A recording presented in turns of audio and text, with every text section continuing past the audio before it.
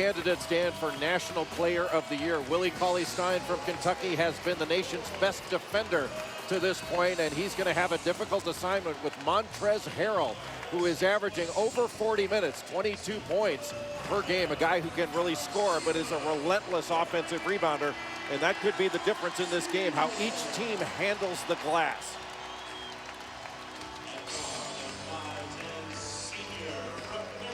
Now, the good news for the Louisville Cardinals is that Montrezl Harrell, although he was suspended for one game, it was the last game the Cardinals played because the incident happened a couple of games ago against Western Kentucky, so he is back for today's Titanic matchup. For more on Montrezl Harrell, here's Shannon Spade.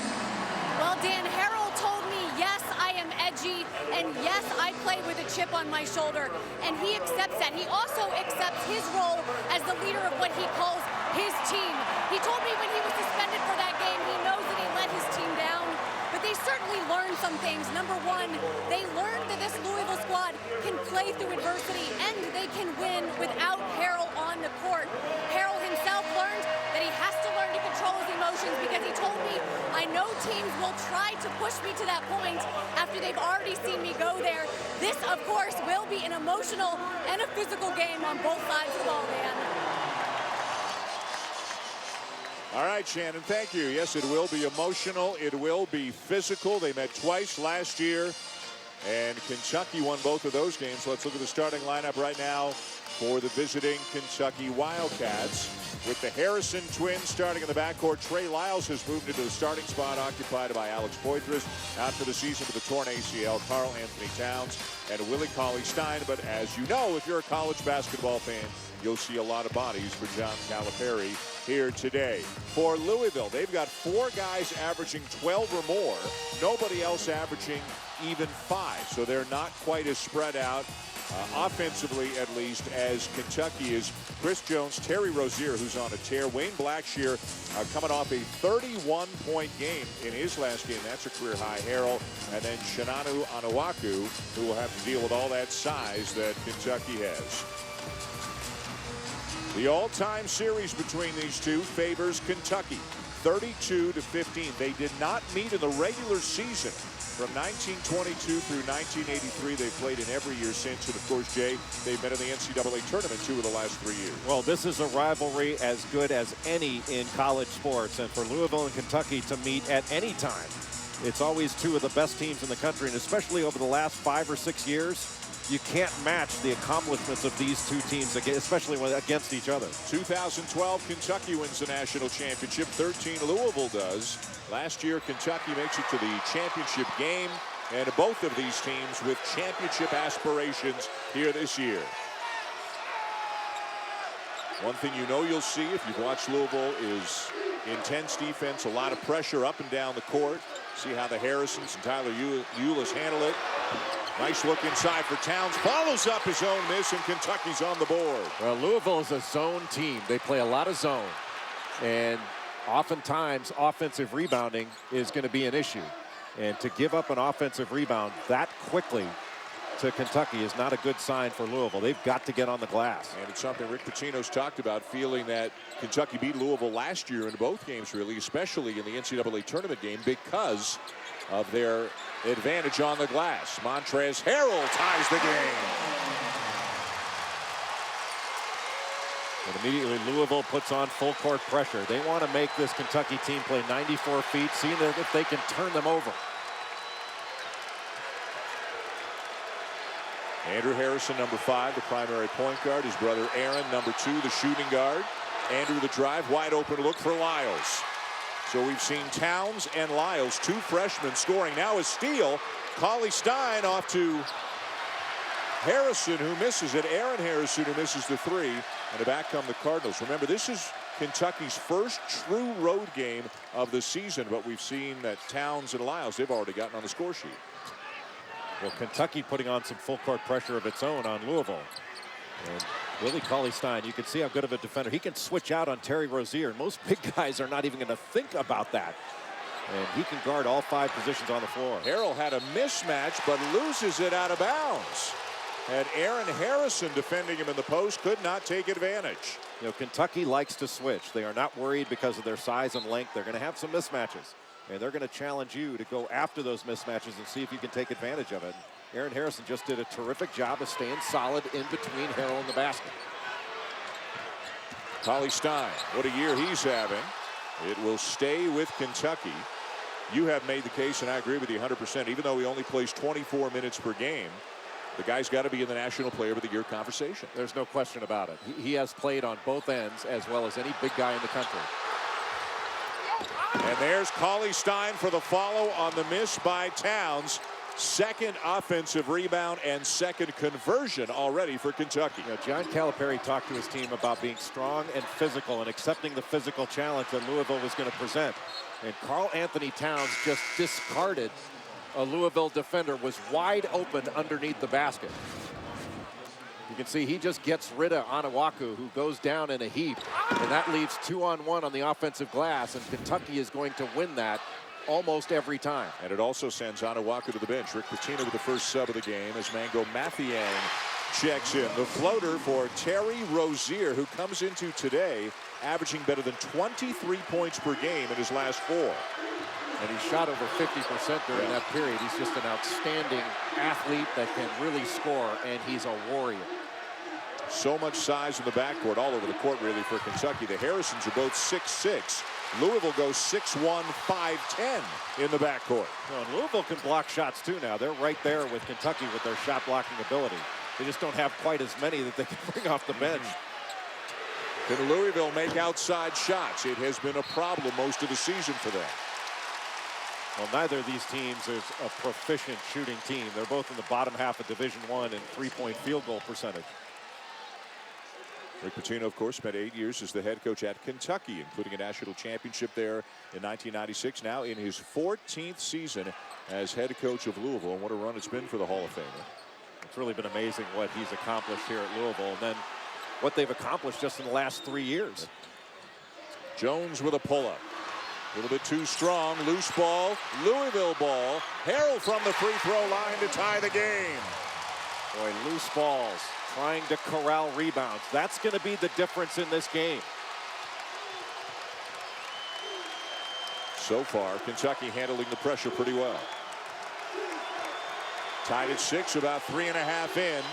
Here with just about everybody standing at the Yum Center in Louisville. Kentucky's going to have to get the ball into the middle of this zone. They can't be content to just shoot out on the perimeter. And away from the ball, an offensive foul going against Karl Anthony Towns. We saw Towns earlier with the discard, just a little bit too much on this. That was really nothing. I can't believe they called a foul on that. I thought he had to have done something and did nothing. And now the first wave of substitutions for Kentucky. Lyles will stay, and 4 fresh bodies join him. Ulis, Booker, Lee, and Johnson.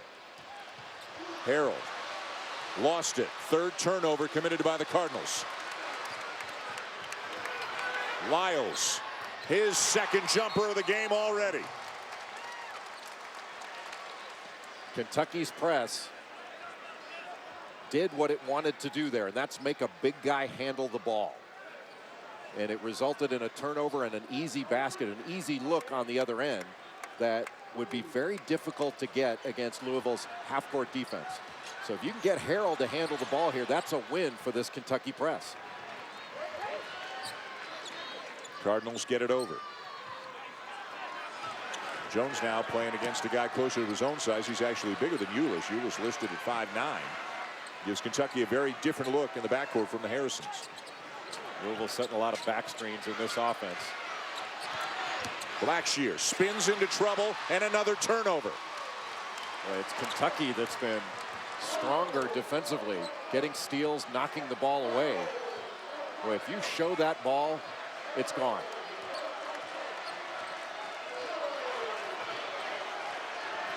Booker 8 for 9 from three-point range in his last 2 games. They set that high ball screen. Good pass. Lyles into Johnson. And it's good. A 4-point lead now for the Wildcats. Well, Trey Lyles is such a good basketball player. He's got a high basketball IQ. That was a great pass that he made to Dakari Johnson. You got a hand on that pass from Harrell, but it bounces off to Blackshear. But you figure Blackshear's a huge key today for Louisville. They need some offense. Louisville scorers have got to score. They've got 3 guys on the floor now that have scored 30 or more in a game. They've got to put some points on. Mathiang, and Johnson down with a rebound for the Cats. Well, Harrell looked like he could get an offensive rebound there, but the size of Kentucky just took it right away.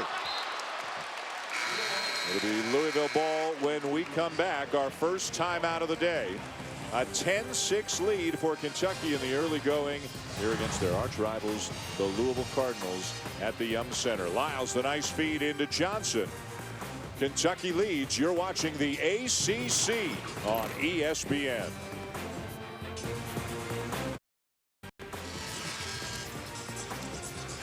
You're watching the ACC on ESPN. Yes, this is Louisville's first year in the ACC, and the conference play will begin soon enough for the Cardinals. But today they've got their sights set on the #1 team in the nation, the Kentucky Wildcats. It's a 10-6 lead early for Kentucky. Jay, how come? Well, it's been really turnovers for Louisville and offensive rebound opportunities for Kentucky. Kentucky's gotten to the glass. They've gotten some baskets in the lane, but they've also turned Louisville over 4 times in a little over 5 minutes in this ball game, and that's a big deal. If Kentucky can, it's their defense can get some easy baskets against this Louisville team. Into the game for the Cardinals out of the timeout. 6'2" freshman Quentin Snyder, #2, another ball handler in the backcourt. He's out there along with Rozier as Jones has gone to the bench for Rick Pitino. A double drag up top. You just want to stay in front. And Harrell is really making it difficult on Marcus Lee. Mathiang working hard to get closer to the rim but can't finish. The size of Dakari Johnson causing a problem. Aaron Harrison partially rejected by Montrezl Harrell. And Rozier surrounded. It'll be a held ball. The arrow will keep it with Louisville. I'll tell you, Dan, you had better come strong in this game. There are shot blockers. You've got really strong guards that don't just put their body between you and the basket. They're going after the ball to steal it. They're not reaching for it. They go and grab it. And this is a nice Euro step move by Aaron Harrison, but Montrezl Harrell comes, gets a hand on it, and blocks it. These are 2 of the best shot blocking teams in the country. Kentucky is #1, almost 9 blocks per game. Jones back into the game for Rozier. Snyder fouled by Booker. Now, Dan, one of the great writers in basketball, Rick Bozich, wrote an article recently about this Kentucky-Louisville rivalry being better than the Duke-Carolina rivalry. And when I first saw that, I thought, oh, come on. And then you read it, and you started talking about, wait a minute, these two teams share that they've had 11 national championships between them. What they've accomplished in the game, and especially over the last several years, it makes a darn good case for it. Foul on Andrew Harrison. 2 of the last 3 national championships belong to one of these 2 programs. You got a little blue sitting alongside red here at the Yum Center. And again, it's really tough to make a guess, but I would say maybe a couple of thousand Kentucky fans are here in Louisville. And even more outside. There's a lot of blue outside that may not even get into the game. Snyder, Onuaku wide open at the free throw line. It's about the 3rd or 4th open jumper that Louisville has missed. Booker's open in the corner. Too strong. Lee kicks it back out. Another offensive rebound for Kentucky. Andrew Harrison didn't like Jones getting in his grill, swung an elbow, missed Jones. Jones had something to say to Harrison. Well, he was 5 feet away. And now the foul's going to go against Snyder, and it's already getting heated. Well, you have to expect that it's going to. With these 2 teams as good as they are.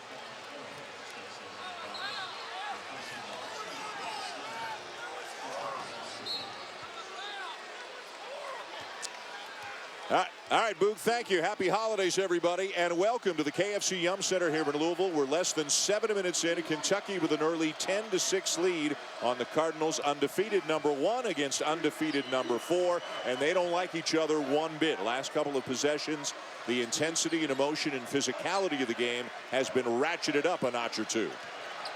And you'd better be strong with the ball. Kentucky getting some steals and offensive rebounds to start out.